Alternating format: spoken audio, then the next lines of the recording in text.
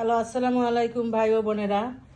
আমরা আজকেও তেলের পিঠা বানালাম, কিন্তু এতদিন আমরা বানাইছি কিন্তু সুন্দর হয় নাই। বাট আজকে একটু ভিন্ন টাইপের বানালাম। কিভাবে বানাইছি? আজকে ময়দা দিছি 1 বাটি, চাউলের গুঁড়ি দিছি 1 বাটি, ওটার মাঝে দুধ দুধ এবং এই গুঁড়া দুধ এবং এই তরল দুধ, ওটা মিক্স করে জাল দিয়ে তারপর শেষে দিছি। এরপর শেষে কলা কলা দিছি, তারপর শেষে গুড়, খেজুরের গুড় এবং চিনি, এগুলো দিয়ে মানে আজকে তলের পিঠাটা বানাইছি। একদম ফুলে 2 টুকরা হয়ে গেছে। এখন আমি খুলে দেখাইতে পারতেছি না। জান, তুমি এদিকে আসো তো, একটা পিঠা ভাঙো তো, দেখাতো, গাইজদের দেখাও।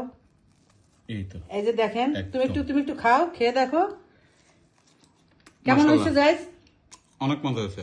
জান কেমন হয়েছে? জি, ভালো হয়েছে। ভালো হয়েছে। দেখেন গাইস, আমার হাজবেন্ড খেয়ে বলল খুব ভালো হয়েছে, কিন্তু আমি এখন পর্যন্ত খাই নাই।